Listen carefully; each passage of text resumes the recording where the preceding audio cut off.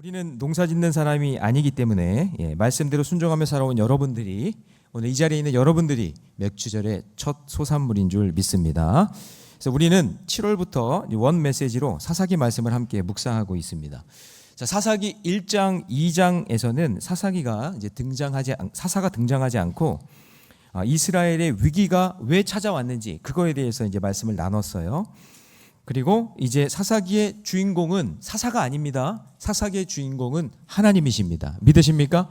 성경 전체의 주인공은 누굴까요? 하나님이십니다. 우리를 구원하신 예수 그리스도인 줄로 믿습니다. 자, 그래서 사사기 1장에서는 아직 남아있는 가나안 땅을 점령하는 일에 있어서 원주민들을 다 쫓아내어야 하는데, 그게 명령이었는데 쫓아내지 못해요. 이런 핑계 저런 핑계 되거든요. 뭐 철병거 때문에 안 된다, 뭐 지형 때문에 안 된다, 그러면서 불순종하는 모습을 봐요. 어떤 분들은 이거를 부분 순종이라고 얘기하는데, 여러분, 부분 순종이란 말은 없습니다. 한 가지라도 어기면 불순종인 거예요. 그렇죠?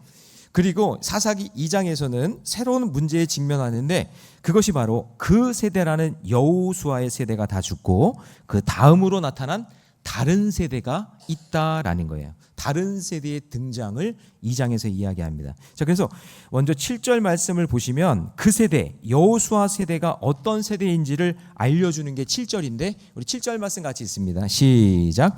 백성이 여호수아가 사는 날 동안과 여호수아 뒤에 생존한 장로들, 곧 여호와께서 이스라엘을 위하여 행하신 모든 큰 일을 본 자들이 사는 날 동안에 여호와를 섬겼더라. 그러니까 그 세대는 즉 여호수아와 동시대에 함께했던 사람들이 사는 날 동안에 누구를 섬기고 여호와를 섬기면서 하나님이 이루신 큰 일을 본 사람들, 그 사람들이 이제 그 세대라는 얘기죠. 자, 그렇다면 그 세대가 다른 세대에게 하나님이 하신 일을 보여주고 하나님을 섬기는 법을 가르쳐야 된다는 얘기죠. 그걸 전수가 돼야 될 거 아니에요. 이것이 하나의 신앙의 아름다운 모습으로 그 다음 세대가 계속해서 이어져야 되는데, 그런데 오늘 이 본문 말씀 10절, 이제 여러분 10절을 읽으면 이해가 될 거예요. 10절 시작. 그 세대의 사람도 다 그 조상들에게로 돌아갔고 그 후에 일어난 다른 세대는 여호와를 알지 못하며 여호와께서 이스라엘을 위하여 행하신 일도 알지 못하였더라. 그러니까 그 믿음의 전수 과정이 이루어지지 않아서 하나님을 알지 못하는 다른 세대가 나타났다라는 것이죠. 자, 그럼 그 세대가, 그러니까 하나님을 알았던 그 세대가 다른 세대에게 무엇을 전수해야 될까요? 그게 오늘 메시지입니다. 그러니까 첫 번째는 뭐냐면 하나님의 능력을 경험하도록 가르쳐야 됩니다. 자, 어떤 능력이요? 하나님의 능력. 자, 그 세대는 여호수아 세대를 이야기하는데, 자, 여호수아 세대는 어땠어요? 출애굽을 경험했어요. 광야를 경험했어요. 그리고 가나안 땅 정복을 거쳐오면서 하나님께서 이루신 놀라운 기적을 통해 하나님의 능력을 경험했어요. 그 세대가 경험한 대표적인 기적들은 광야를 인도하시는 그 구름 기둥과 불 기둥을 봤죠. 아니, 아침에 눈 뜨면 있는 거예요. 그게 저녁에도 있고 밤에도 있고, 저녁이나 밤이나 똑같죠. 예. 그 다음 날도 있고, 그 다음 날 아침이 되면 막 하늘에서 만나가 막 내려오고, 단백질 필요하다 그러면 메추라기도 확 내려주시고 막 하시는 그 하나님의 놀라운 기적을 본 세대란 말이죠. 그리고 반석을 치면 지하수가 연결도 안 됐는데 막 반석에서 물이 나오고, 이런 기적은 그 세대는 보았는데 다른 세대들에게는 아무리 말해도 본 게 아니기 때문에 그냥 동화 같은 이야기에 불과한 것이죠. 그래서 다른 세대들에게도 내가 경험한 하나님의 능력을 경험할 수 있는 기적의 자리가 필요한 거겠죠. 할렐루야, 기적의 자리. 그래서 성경을 잘 보면 그 기적의 자리가 바로 예배 현장이고 사역의 현장이라는 거예요. 자, 저를 따라해 봅시다. 예배 현장, 사역의 현장. 예, 그래서 성경에 나오는 다른 세대는 우리 자녀들뿐만이 아니라 오늘 이 자리에 여러분 예배 현장에 없고 우리 사역하는 그 사역의 현장에 없어서 하나님의 능력을 경험하지 못한 모든 세대가 다른 세대예요. 우리는 자칫 이 다른 세대를 다 우리 자녀들이나 자손들만 이야기할 수가 있거든요. 그거 다 포함해서 기적의 자리인 예배 현장과 사역의 현장에 없다면 그 사람도 다른 세대가 될 수 있는 거예요. 그러므로 교회 안에 있는 전 세대가 예배 현장, 사역의 현장에서 하나님만을 하실 수 있는 그 기적을 경험하는 것이 너무나 중요하고 소중하다라는 것이죠. 자, 그럼 예배 현장, 사역의 현장, 그 예배와 사역이 아주 진하게 농축되어 있는 그 현장이 어디일까요? 그게 여러분 선교입니다. 선교. 그게 선교예요. 그래서 사실 여러분 이제 선교 그러면 우리 어디 가는 것만 얘기하잖아요. 성경 전체의 스토리가 하나님의 선교입니다. 예, 이걸 이제 라틴어로 미쇼데이라고 하는데 하나님의 선교. 성경 전체가 그래요. 예를 들어볼게요. 선교라는 말은 없지만 아브라함이 본토 친척 아비집을 떠나 약속의 땅으로 간 것이 하나님의 선교예요. 믿으십니까? 예.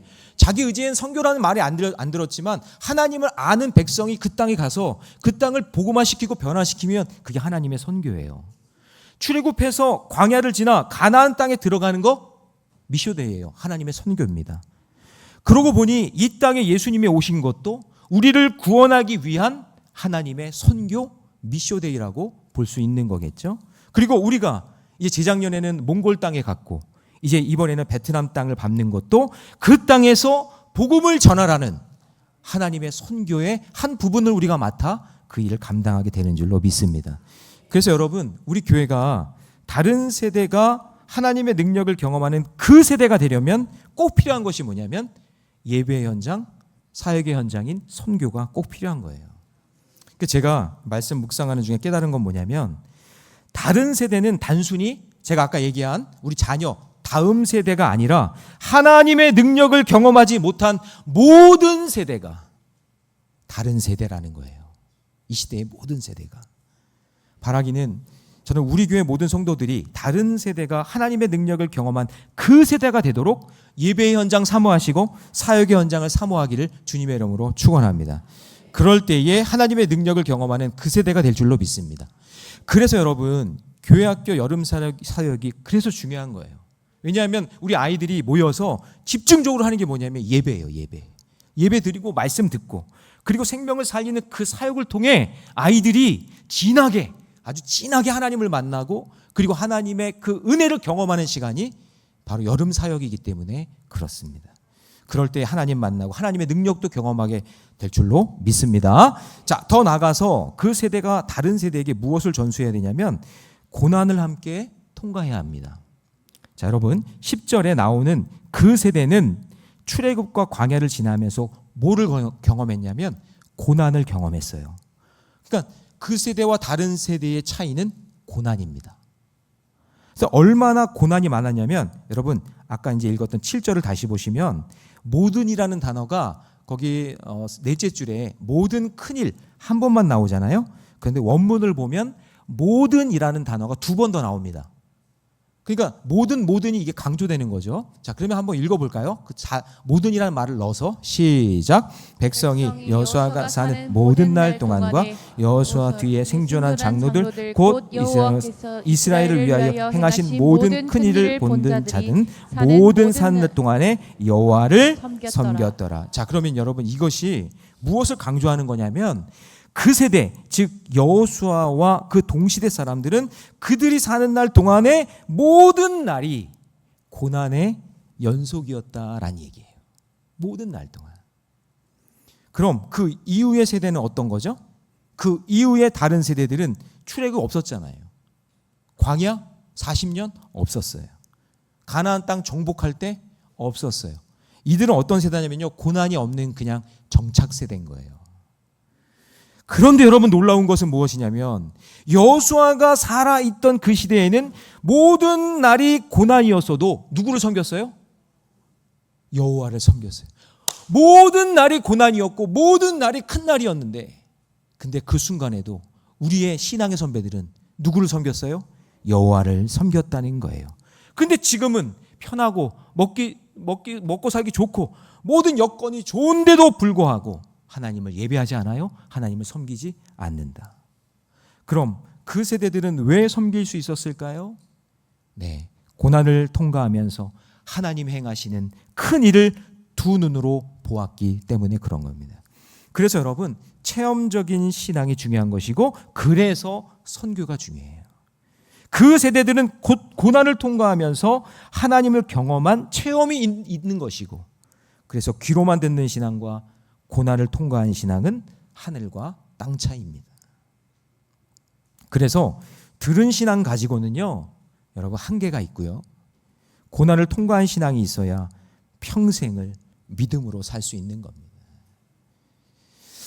엄마 아빠는 교회가 예배할 테니까 너희는 그냥 공부나 열심히 해라. 엄마 아빠가 기도하니까 너희들은 그냥 열심히 돈이나 벌어라. 성경학교는 무슨 성경학교, 여름수련회는 무슨 여름수련회, 선교는 무슨 선교. 아이고, 야, 그냥 바쁜데 너 지금 해야 되는 거 있으니까 너 할 일하고 너 위해서 살아가야지. 언제 예배할 시간이 어디 있어? 아니, 선교할 시간이 어디 있어? 만약에 그렇게 얘기하신다면 여러분 자녀들은 고난을 이길 힘을 얻지 못합니다. 엄마 아빠가 교회 가서 예배한다는 말을, 그 말은요 그냥 들은 것에 불과해. 아이, 그래, 우리 엄마 아빠가 예배 드리지, 난 잘 될 거야. 우리 엄마 아빠가 기도하니까 나는 잘 될 거야. 근데 여러분, 우리 아이들이 직접 교회에 와서 하나님을 예배하고 그들이 밟는 그 땅에서 선교하고 하나님을 영화롭게 하는 그런 인생을 사는 아이와 그냥 엄마 아빠가 해준 이야기 들은 것과는 하늘과 땅 차이다라는 얘기예요. 그런데 하나님의 말씀에 순종하며 하나님을 경험한 여호수아가 어떻게 되었다는 얘기예요? 이제 8절 말씀 보니까 110세에 어떻게 해요? 죽게 돼요. 그리고 10절을 보면 동시에 살았던 그 믿음의 사람들도 죽어서 조상에게로 돌아가게 됩니다.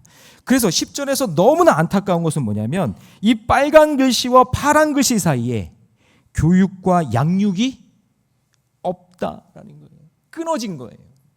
신앙의 그 교육과 양육이 끊어진 거예요. 다른 표현으로 하면 그 세대들이 다른 세대들에게 고난을 통과하는 방법을 알려주지 않은 거예요. 그래서 여러분, 하나님을 알지 못하고 하나님의 행하신 일들을 모르는 다른 세대가 된 것이다 라고 말씀하고 있는 거죠. 그러므로 여러분, 우리는 이 세대가 하나님과 함께 고난을 통과한 것처럼 다른 세대들이 하나님과 함께 고난을 통과하도록 믿음의 바통을 연결해 주셔야 됩니다. 그 일을 위해서 우리가 교회학교 사역을 하는 거예요. 그럼 우리가 어떻게 해야 할까요? 경제적인 어려움, 질병, 아니면 인간적인 관계 위기, 그런 걸 겪었을 때 하나님을 신뢰하고 인내하는 삶의 모습을, 말씀 붙잡고 기도하는 그 모습을 여러분들이 자녀들에게 보여주셔야 합니다. 그게 여러분 별거 아닌 것 같다고 생각하지만 여러분들이 기도하고 예배하고 선교하고 그 사역의 현장에서 땀 흘리고 애쓰는 그 모습을 본 자녀들은, 아, 이것이 하나님이 기뻐하시는 것이고 하나님이 정말 정말 좋아하시는 일이구나 라는 걸 알기 때문에 그걸 통해서 믿음의 바통이 계속해서 이어지게 되는 거예요. 고난을 피하고 싶다고요? 고난은 없었으면 좋겠다고요? 제가 오늘 일부 시간에도 얘기했지만, 여러분, 제가 예언자는 아니지만 분명히 말씀드릴게요. 후반기도 힘들 겁니다. 지치는 날이 올 거예요. 아픈 날이 올 거예요. 고통의 순간이 올 거예요.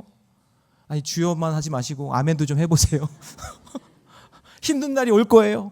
그런데 그런 힘든 날들을 겪으면서 고난을 통과하면서 하나님께 기도하고 예배하면서 더 내가 단단해지고 하나님께 더 가까이 가는 은혜를 경험하게 되는 줄 믿습니다. 그래서 저는요, 목회 경험이 참 많아서 처음에는 왜 하나님 저 이런 데를 보내주시고 왜 이런 일들이 있고 왜 이렇게 고난이 힘든가요? 왜 이렇게 불평한 적이 있었는데 지금 생각해보면 하나님이 그렇게 해주신 이유가 다 있더라고요. 저도 교회학교 사역하면서 얼마나 황당했냐면, 아니, 아이들 청소년들 데리고 강원도에요 수련회를 갔는데, 아이, 글쎄요, 은혜롭게 일부 예배, 이게 첫날 막 방방 뛰면서 찬양하고 은혜 받고 막 그랬거든요. 막 방언도 터지고 막 그렇게 은혜 받았던 아이 2명이 실종됐어요. 밤에 몰래 수련회 장소를 떠난 거예요. 아침에 일어나니까 없어. 수련회가요, 은혜고 뭐고 그냥 완전히 찬물을 껴온 것처럼 전부 다 그냥 아수라장이 돼버렸어요. 왜냐하면 그 아이 찾아야 되니까. 뒤를 추적해 본다고 막 차도 이쪽으로 사방팔방 막 산으로 막 찾았는데 결국 못 찾았어요. 그 다음날 저녁이 돼서 그 아이 중에 한 명이 전화가 왔어요. 전도사님, 저 집에 있어요. 야, 진짜 제가 마음을 쓸어내렸지만 그 친구들이 너무 밉더라고요. 그런 일들을 경험할 때 한 생명에 대한 소중함을 알고 하나님 앞에 기도하고 하나님께 매달리는 그 기도의 순간들이 있었고요. 제가 시골에서 목회할 때는 막 새벽에 자고 있는데 한 권사님이 전화가 온 거예요. 목사님 빨리 와주세요. 이름도 기억해. 이인선인가? 하여튼 이선인 집사님. 아직도 기억해요. 그분이 그렇게 전화해가지고 저 오라는 거예요. 그래서 막 무슨 일인가 하고 갔더니 암소가 새끼를 낳는데 암소에다가 안수기도를 해달라는 거예요. 암소에다가 안수기도를 하는데 처음에는 조금 신학적으로 부딪혔어요. 왜냐하면 내가 소에다가 안수기도를 하는 게 맞나? 이런 생각이 들었는데 여러분 이런 우리 사업을 위해서도 기도하고 기업을 위해서도 가정을 위해서도 기도하잖아요. 여러분 농촌에서 일하는 분들은 소가 사업이에요. 그래서 제가 암소 엉덩이에다가 막 두 손을 얹고 막 주여 하면서 그렇게 기도했더니 쌍둥이가 태어났어요. 그때부터 소문이 나가지고 그런 거.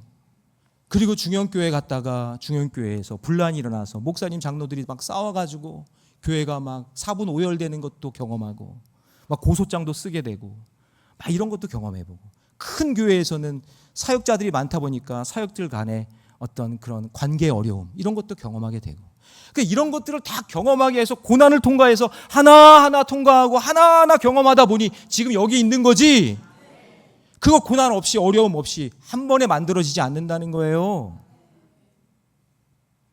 그래서 여러분의 자녀들이 그냥 단순하게 야 믿음으로 이겨 그냥 이렇게 살아 이렇게 아니라 여러분들이 말씀을 붙잡고 살아난 그 고난의 이력을 자녀들에게 보여줘야 돼요. 뭐 예를 들어서 아빠 오늘 이게 힘들어가지고 아빠가 오늘 말씀 시편 23편 4절 말씀을 했는데 사망의 음침한 골짜기를 다닐지라도 해를 두려워하지 않을 것은 주께서 나와 함께 하시니라.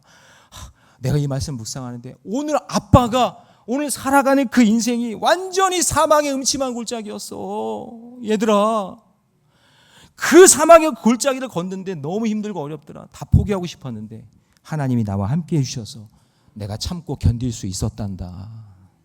그래서 여러분 혹시 자녀들이 실패했을 때 온 가족이 함께 가정예배 드리면서 자녀의 그 고난을 공감해 주시고 말씀으로 해석도 해 주시고 기도로 위로해 준다면 다시금 그 아이들이 고난을 이기고 살아나는 역사가 일어날 줄로 믿습니다. 할렐루야. 네.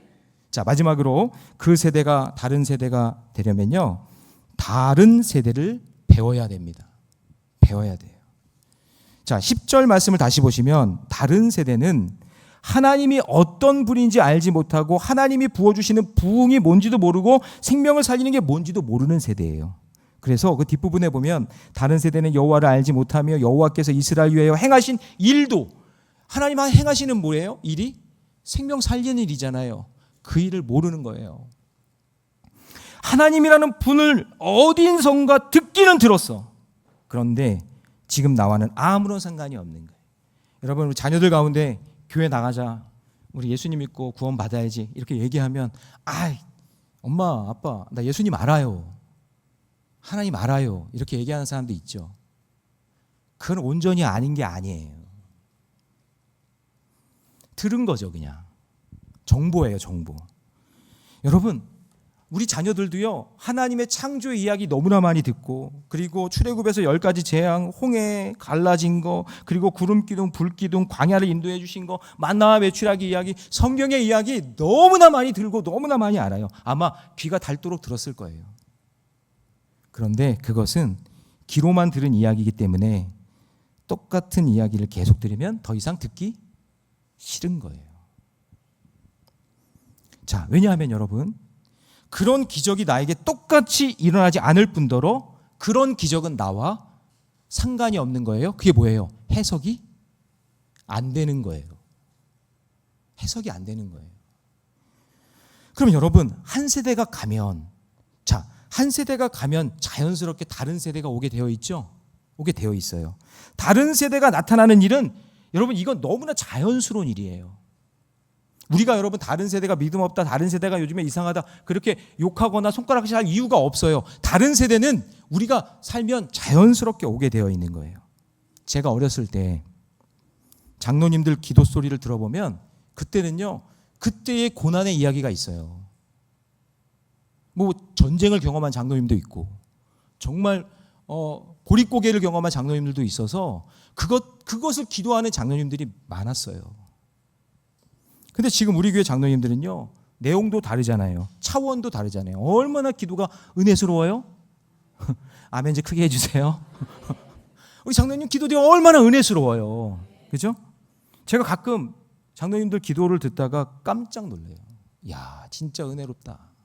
어쩌면 이렇게 많은 것을 담아서 이렇게 기도를 하시나. 근데 여러분, 제가 가끔 연탄 이야기하고 그리고 재래식 화장실 이야기 하잖아요. 그러면 또 그 말에 깜짝 놀라는 분이 있어요. 저 여러분 그런 세대예요. 저 연탄가스 엄청나게 많이 먹고 자랐어요.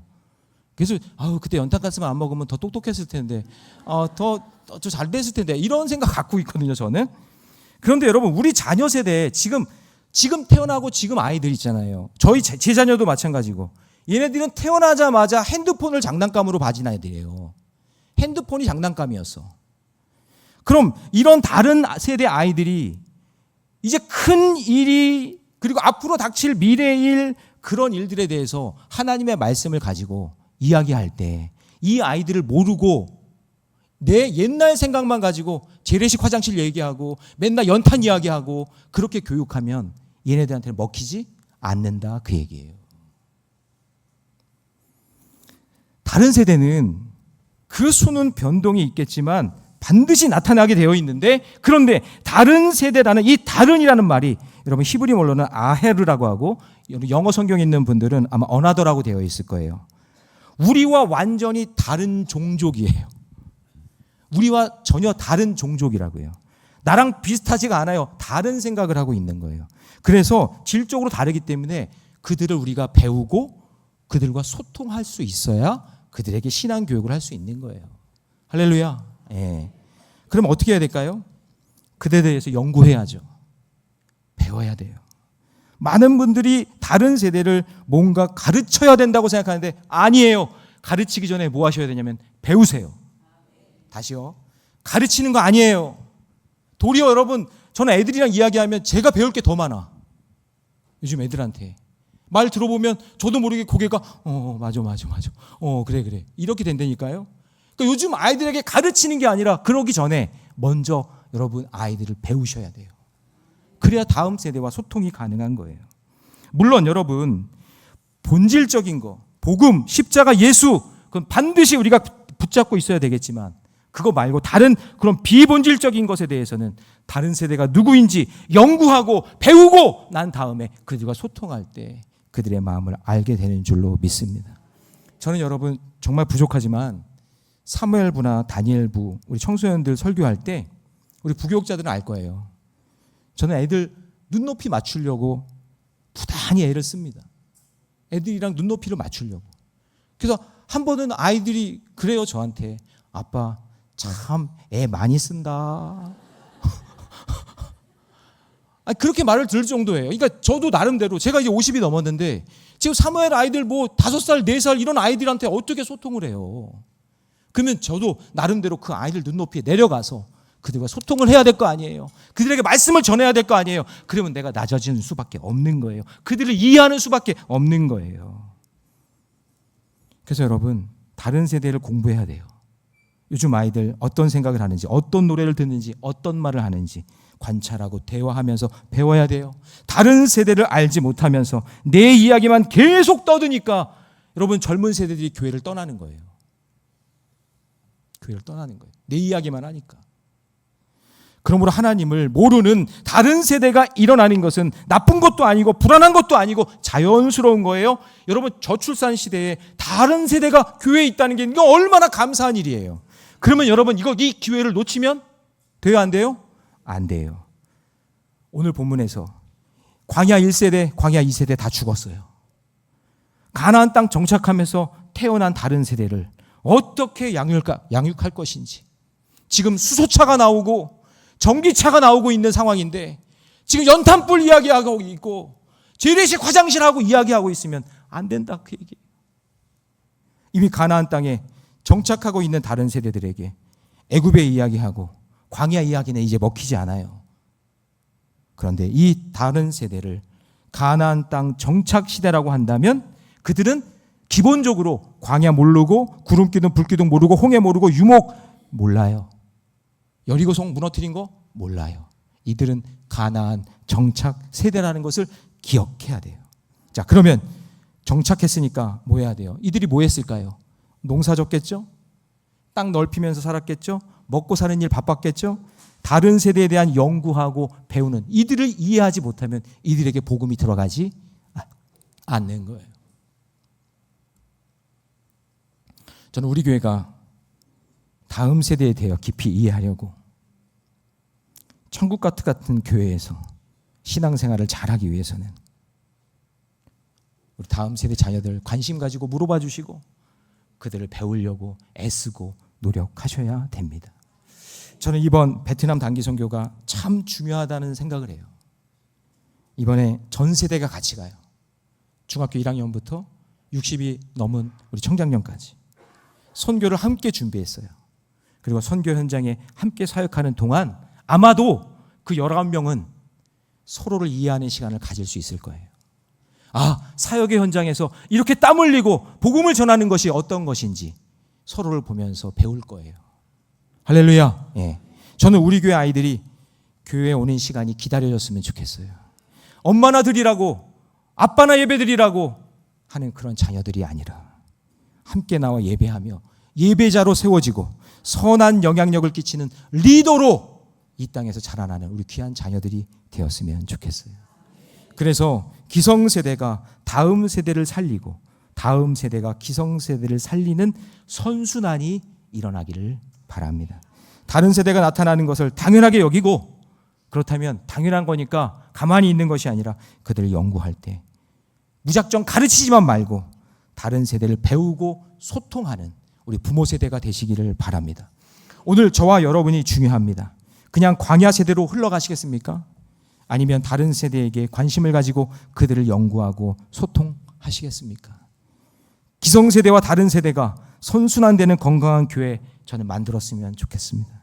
그래서 여러분 이 맥주 감사절 이후에 펼쳐지는 교회학교 사역이 너무나 중요합니다. 여름 성경학교를 위해서 기도해 주시기 바랍니다. 이제 토요일부터 시작됩니다. 그리고 여름 수련회, 베트남 단기 선교, 그리고 시니어 축제까지 지금 전 세대가 함께 이 교육의 장에서 함께 은혜를 나눌 때 우리 기성세대와 그리고 우리 다음 세대가 서로 어우러지고 하나님을 더 깊이 만나는 그런 귀한 시간이 되기를 주님의 이름으로 축원합니다.